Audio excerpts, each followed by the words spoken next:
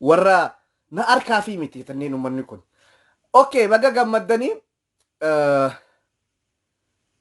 wanni arra nu gammachiisee akkana nu utaalchisee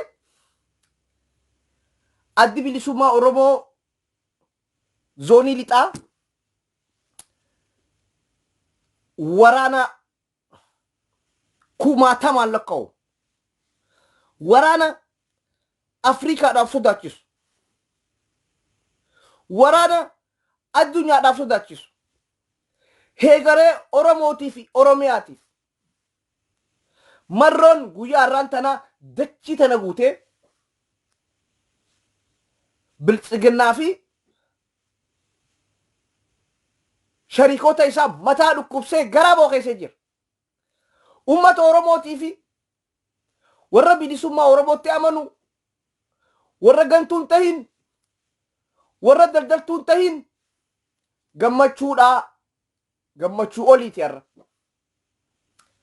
Akka kaleessaatti nama kuma osoo hin taane waraana 50,000 yeroo takkatti bakka adda addaatti akka micitti gadi bahanii Abiyyiin ambulaansiin fuutee ajaa'ibee dingatanyaa jira. Dingatanyaa garaan yaasaa jira. Akkamitti waraanni 50,000 funyaan keenya jalatti heegareen keenya akkamii yaada jo'uudhaan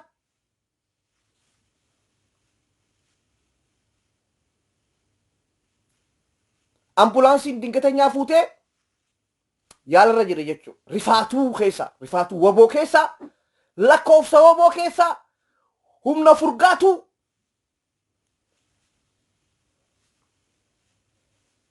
komaandoo 50,000 waraana hanqanaa hin qabu bara biyyi kan amma eefi may qofaan isinii mujjiraa bara booka sacallistee na laaltaa sheer godhee ummata garaa gubii.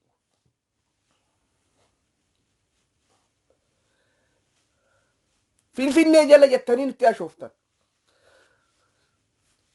Wallagga Naqamtee fi Finfinneen garaagarummaa hin qabu. Namni Horroo Guduruu bulchuu namni Gujii bulchee garaagarummaa hin qabu. Sanis Oromiyaa bulchuu jira, kunis Oromiyaa bulchuu jira. Garaagarummaa hin qabu. Lafa Oromiyaa bulchaa jira jechuudha. Finfinneen isiniidhaaf gurraadha. Yoo misooma godhatte Oromiyaan guutuun Finfinnee 100 ta'uu dandeessi. Dubbiin lafa qabachuudha. Dhugaa jirtuun isinii hima. Yeroo namni arra hin gammadin yoomuu Oromoodhaaf hin gammadu beeka.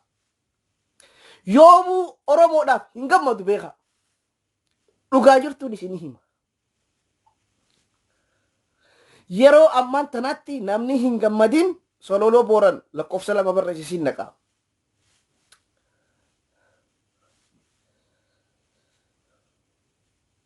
Yeroo waraanni Abiy waraanni Dabratsiyoonii fi waraanni Abiy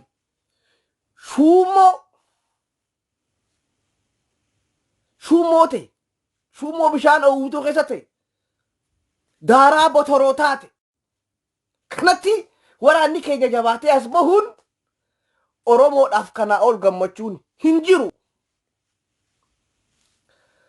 Bar biyya qabachuu fi biyya bulchuun garaagarummaa dha. Abiyyiin bar biyya bulchaa hin jiru. Biyya harkaan qabu bar. Kibbii Oromoo obbo harkaa qaba. Liixaa wanta harkaa qaba.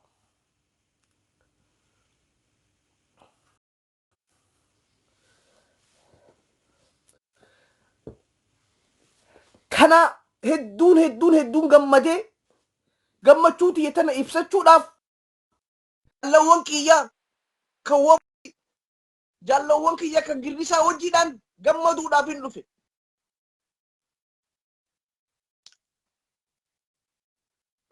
Assalamu alaikum. Wa alaikum salam warahmatullahi wabarakatuh. Akkam nagaa fayyaadha. Nagaa akka? Nagaa jirta. Injira kam jirta? Nagaa. Arraga gammachuu qabda waraanni Oromiyaa kana kunoo Afrikaa fi addunyaan irraa rifatte kana morroon gadi lakkiseeti. Mee maali gammachuun sitti dhagahame? Haasoo himi irra. Gammachuun natti dhagahamte ijoollee marroo jirtu jechuu dhufe. Baga jirtu, baga jirtu, baga. Yaa saati seenu fedhe saatiin na dabarteen naan dhiisee hanqara gisee galgalee guyyaa garii seenu. Borseenaa. Kotta ibsadha. Borseenaa. Warri yoo boorsaa seenaa ibsadha. Saati silaa seenu barbaade na dabarteen naani borseenaa jedhee hafee qara. Okay. Amma tu seentee yaadu kisirraan ibsadhaa ijoolleen marroo jirtu, ijoolleen gammachuu jirtu, ijoolleen shanyii jirtu, taliiban jirtu, tajaala bobbaasaa jirtu, tajaali maqaa isaan irra baade amma karaa arsii keessa sun. Jaallan hunduma jee. Jaallan hundumaa waliigalaa kutaa 11 keessa sochootu, Harargee baa keessa sochootu, Cibraa Jaal hambisaa madaa waliin sochootu.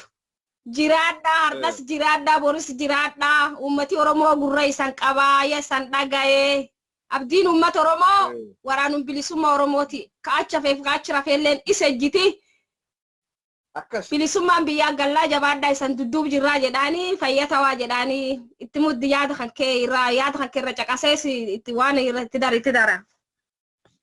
Okay, akkasin jee ade amma boni na gammachiise ta'arraa tana waan hedduudhaan gammade waan takkaa fi lama qofaa miti.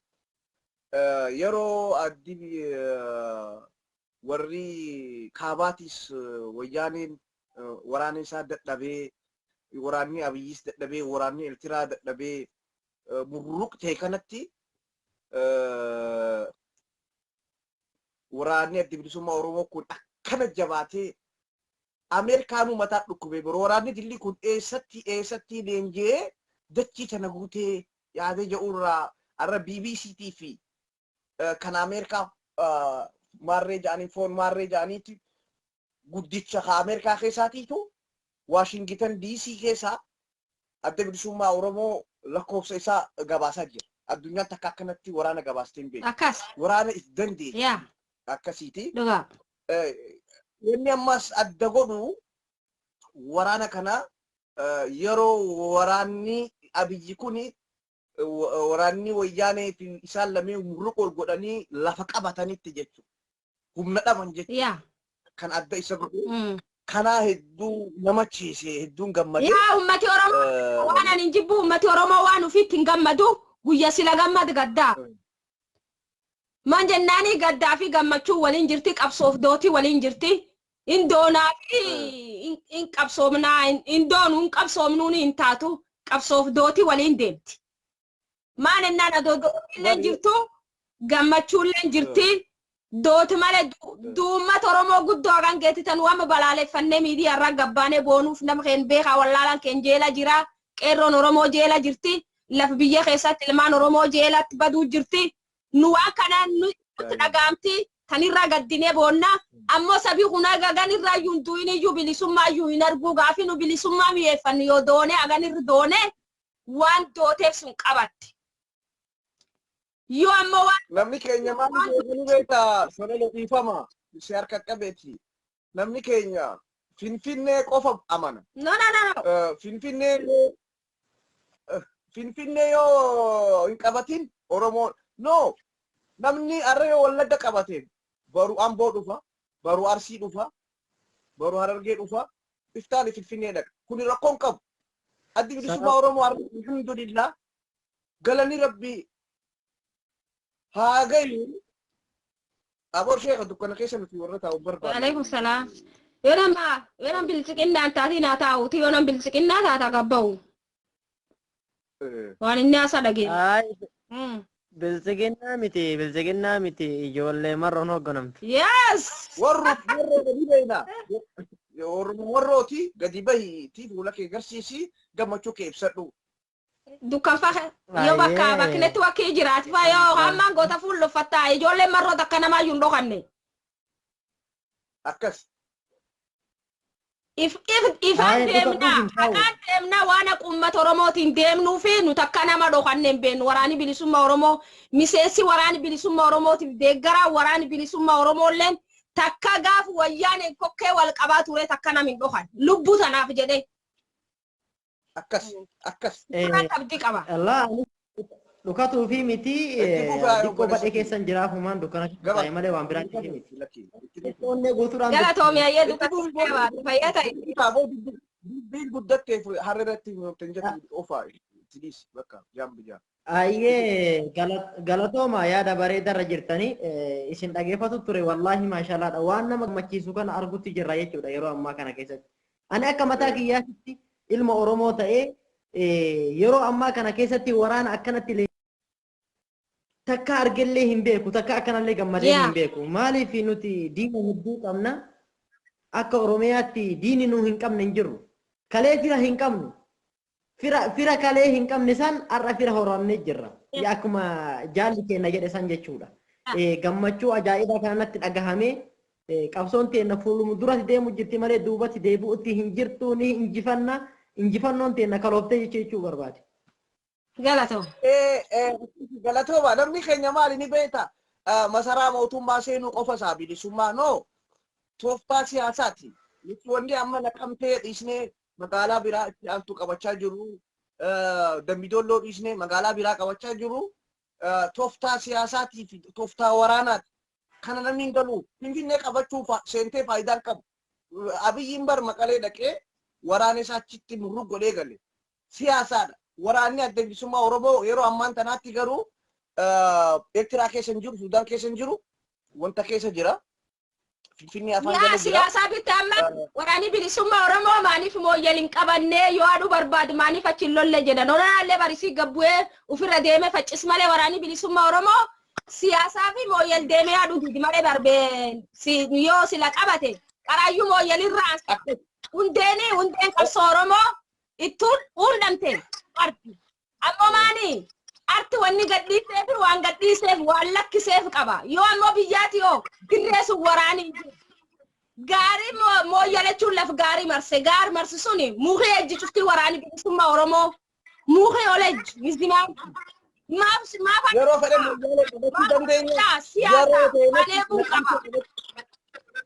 yeroo fedhetti amboo qabachuu dandeenya tarsiimoo haala mijeeffachuudhaaf namni keenya kana beekuu qaba.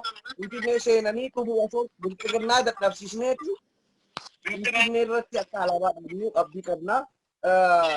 Asirratti yaada tokkoon isinii kennuu isin itti tuftanii Shimallis Abdiisaa daangaa saran Finfinnee jechuudha.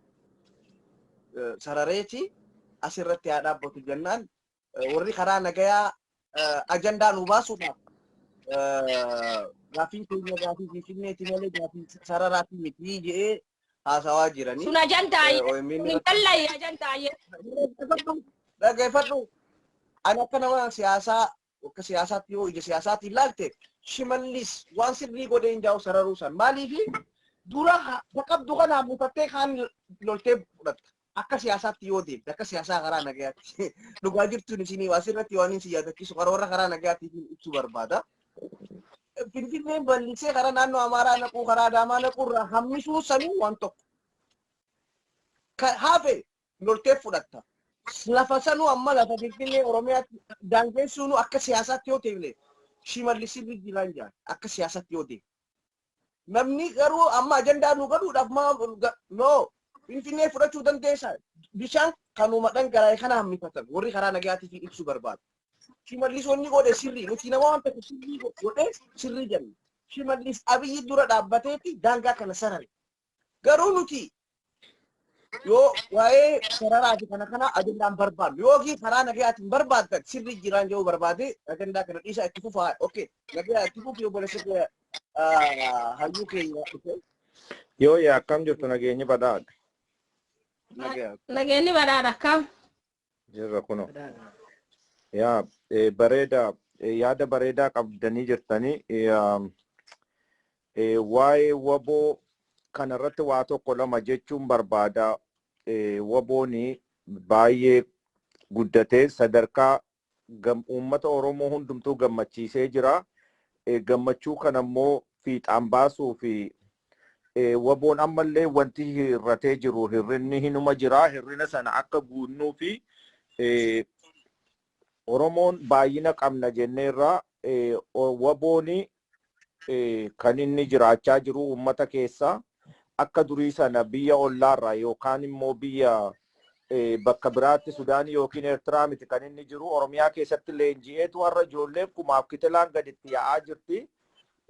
Gargaarsa barbaada. Ijoolleen Oromiyaa kutaa hundumtuurraa waraana kanatti ofirraa iyyuu manatti deebisaa jiru. Maaliif baay'inarra ka darbee fi hidhannoo barbaachisaa nyaata barbaachisa waan ta'eef uummanni keenya ka biyya diyaaspooraa jiru kuni amma kana booddee wal kadhachuun hin jiru. Oromoon hundinuu dirqama ba'uu qabaa. Oromoon hundinuu waa kennuu qabaa. Ana nan ilaallatu wanti jedhu hin jiru. Har'a lolli Oromoodhaa irratti deemaa jiru kuni inni dur ani masgiida keessa taa'eetu masgiidatu anasitti natti dhufu jedhe har'a lolli masgiida seenee jira. Warri dur ani lolli cheerchiin seenu jedhu har'a nama cheerchiis ajjeesuu jalqabaniiru, sheek ajjeesuu jalqabaniiru, paastar ajjeesuu jalqabaniiru. Amma lolli kuni mana Oromoo hundumtuu mana amantaa hundumtuu galee jira. Kanaaf ijoolleen Oromoodhaa bosonatti gadi yaa'aa jirti. Garuu akkuma beektanii dinagdeen Itoophiyaa keessa jirtu kuftee jirti. Gargaarsa kan isaan barbaadan diyaaspooraarraa. Kanaaf uummanni keenya akka ijoollee waraanatti yaa'aa jirtu kana hidhachiisuu irratti akka jabaatu asumaan dhaamsa koo itti dabarfadha. Kanaaf kanatti aansee waa'ee amma Ameerikaa warra TV Ameerikaa CNN faa maaloo faatu dubbataa jedhu kana yoo abbaan jabaate faranjiin ofiin balbala rukuttee dhufteetu eessa Mararaa guddinaattu jedhee sindugaa mammaasii abbaa qabaaf taa'im. Jechuun irraanfadhe dhugaa keetiin nimma akka maal jedhe nama of gargaaretu faranjiin gargaartii jedhe Dr. Mararaan dhuguma suni yoo nuti wannoo jennee ofii keenyaati gadi baanee hin jirra jennee Oromoon hundinuu dhokachuu dhiisee sodaachuu dhiisee wanta xixiqqoodhaan gowwoomfamuu dhiisee har'a namoonni dhokatanii amma waraana kana gargaaruu dida warruma yeroo wayyaanee keessa lafa Oromoodhaa gurgurateetu jarri sun hin kassaran. Kondoominiyeemiin ammarra biyyiin gurgurataa jiru suni baay'inni isaa kan ijoollee Oromootu bitatee ture.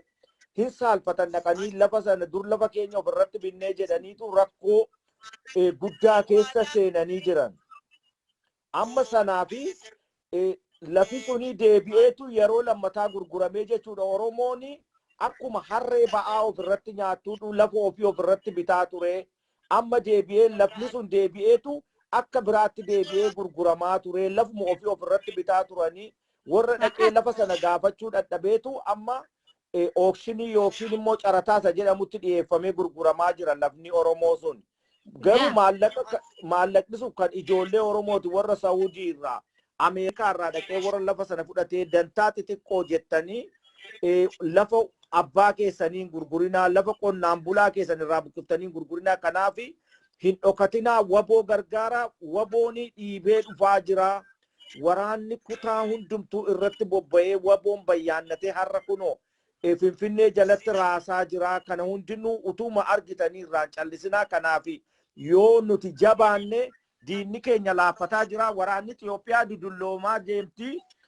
Jaarsoleetti ta'aa jirti. Lola loluu dadhabaa jirti. Waboon keenya immoo qeerroo qarreen itti yaa'aa jira. Tilmaama yoo teenyee tilmaamnee nuti humna guddatee sadarkaa guddaatti ol deemaa jiru waan taaneef humna namaatiinis baay'ina waan qabnuu fi ijoolleen Oromoodhaa amma biyya keessaatiis dheengadda wanti yuunivarsiitiitti walitti qabanii fi ijoollee Oromoo kana abdii kutachiisanii waraana Itoophiyaatti oofuudhaaf sanaaf wannoo godhanii ijoolleen sana diddee amma barnoonni bilisummaa booddee jettee gara bosonaatti yaa'aa waan jirtuu fi uummanni biyya alaa jirru kuni piliis jabaannee namni hundinuu ofumarratti murteessinee qawwee tokko tokko rasaasa tokko tokko bituu irratti waa fulleeffannuun jedha ammaa fi yoo مسجي تكتب فيه إيه